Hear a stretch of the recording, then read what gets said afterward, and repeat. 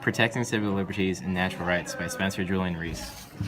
The purpose of the Bill of Rights was to get the Anti-Federalists to pass the Constitution by reassuring them that the government would not be a dictatorship or authoritarian.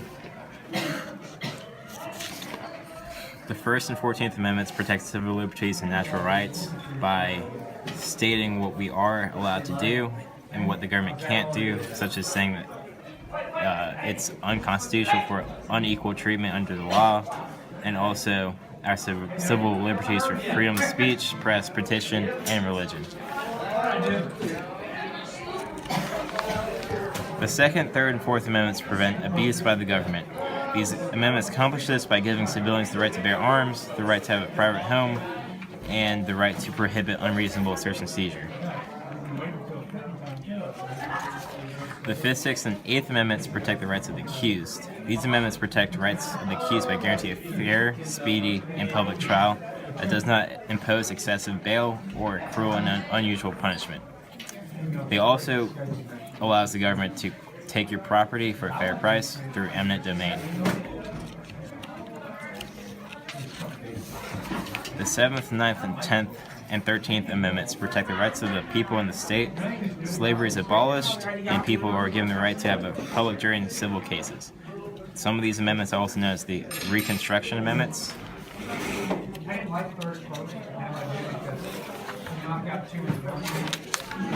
The 15th, 17th, 19th, 23rd, 24th, and 26th Amendments focus on expanding and protecting voting rights.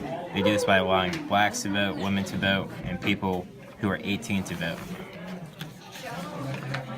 The 11th, 12th, 16th, 18th, 20th, 21st, 22nd, and 25th, 27th Amendment work on changing the structure and organization of government. Throughout the United States history, as we learn more about the function of government, we have made amendments to change it, such as having the president and vice president run together, and to limit the inauguration, or to quicken the inauguration date to lower the lame duck period.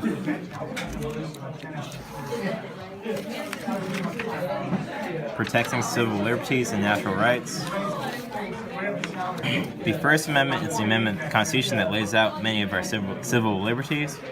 There is no complete list of our liberties, but the First Amendment is generally able to tell us what we can do. Snyder versus Phelps expanded upon the rights of the First Amendment. This did so by ruling that speech on a public sidewalk about a public issue cannot be held liable for emotional distress, thus expanding political speech.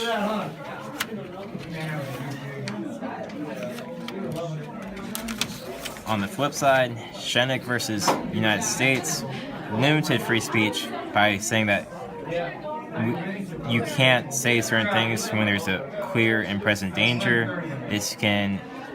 One example of this would be inciting a riot. You can't do that because it would then present a clear and present danger of violence through a riot. And then lastly, we have Hazelwood versus Kohlmeyer. That shows that students do not have the same rights as adults, thus limiting the freedom of speech that students have in schools.